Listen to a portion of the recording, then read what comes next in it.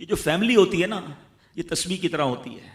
اور ہم نے دیکھا ہے کہ یہ جو ہے نا تسبیح کے اوپر والا حصہ، یہ ماں باپ ہوتے ہیں. جب یہ چلے جاتے ہیں نا تو اپنے بھائی بہنوں کو جس طرح تسبیح کے دانے بکھرتے ہیں نا، اس طرح بکھرتے دیکھا ہے. جب تک ماں باپ ہیں پہلے تو ان کی برکتیں لینا، اور جب یہ چلے جائیں نا تو یہ دانے بکھرنے مت دینا، جوڑ کے رکھنا اپنی فیملی کو. یہ فیملی یہی تو پیار ہے زندگی میں. تھوڑے سے پیسوں کے لیے بھائی بہن لڑتے ہیں، جائیداد کے لیے بھائی بہن لڑتے ہیں، تھوڑے کاروبار کے لیے لڑتے ہیں. ارے قربان کر دو، کوئی بات نہیں، بھائی کو تھوڑا زیادہ چلا جائے، بہن کے میری بہن کے گھر میں ہی جا رہا ہے نا، یہ تیرا ہے، یہ میرا ہے، نہ کیا کرے. یہ گھر کی محبتیں آپ کو بہت ساری بیماریوں سے بچاتی ہیں. حدیث پاک میں آتا ہے جس کا مضمون ہے جو چاہتا ہے کہ اس کی زندگی میں اضافہ ہو جائے، عمر میں اضافہ ہو جائے، بری موت سے بچے، اسے چاہیے کہ وہ صلہ رحمی کرے. صلہ رحمی کیا ہے؟ اپنے رشتہ داروں کے ساتھ اچھا سلوک. اور رشتہ داروں میں the closest family member جو ہے وہ بھائی بہن ہیں، وہ ماں باپ ہیں، بیوی بچے ہیں. ارے ان کو چھوڑ کر دنیا سے محبتیں جتا رہے ہو؟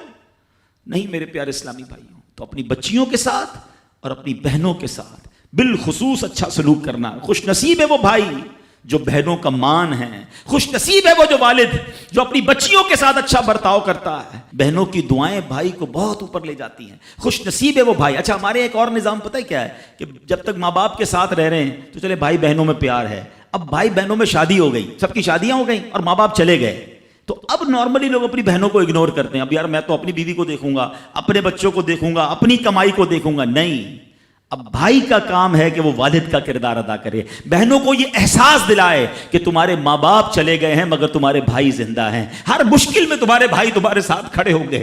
کبھی بہنوں کو یہ ریئلائز مت کرانا کہ وہ اکیلی کہیں کسی پرابلم میں ہو تو وہ اکیلے میں سوچے کہ میرے ماں ہوتی تو میں ماں سے بات کر لیتی، باپ ہوتا تو میں باپ سے کہہ دیتی، بھائی کو کیا کہوں وہ تو سنتا ہی نہیں ہے. ہیں ایسے بھائی آج بھی کہ بہنیں انہیں اپنا دکھ بھی شیئر نہیں کرتی ہیں، بلکہ بھائیوں کو پڑی ہی نہیں ہے بہن کدھر گئی. یہ مت کرنا. اگر تم اپنے ماں باپ کی روح خوش کرنا چاہتے ہو نا تو بھائی بہن جڑ کے رہو، بھائی بہنوں میں پیار رکھو. یہ پیسہ سب کچھ نہیں ہے. ارے جو کچھ میرے پاس ہے اگر میرا بھائی بہنوں پہ خرچ ہو جائے تو اس سے اچھی کیا چیز ہے. یہ یاد رکھیے جو سوشل میڈیا پہ ہزاروں فرینڈ بنائے بیٹھے نا کہ میرے 5000 فرینڈ تو میرے 10,000 فرینڈ، کسی دن بستر پر پڑو گے نا اسپتال میں تو اس بستر کے کنارے تمہیں تمہارے بھائی بہن ہی نظر آئیں گے.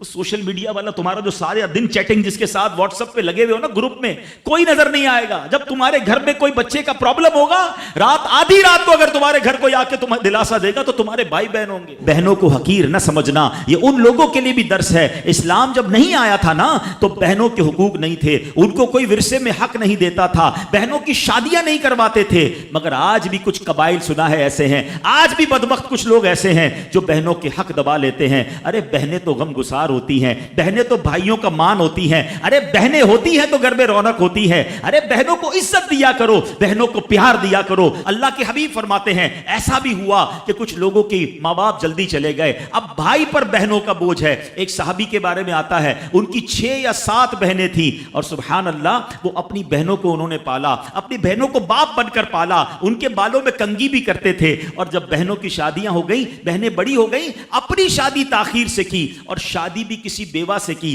پوچھا گیا کہ کیوں بیوہ سے شادی کی؟ کہا میری بہنوں کو ایک ماں کی حاجت تھی، میں کوئی جوان لڑکی لے آتا تو بہنوں کا کیا ہوتا. اللہ اکبر. یہ صحابہ کا انداز. اور آج جو بہنوں کا حق دباتے ہیں، آج جو بہنوں کو ذلیل کرتے ہیں، نہ کرنا. ہمارا اسلام بہنوں سے محبت کا درس دیتا ہے.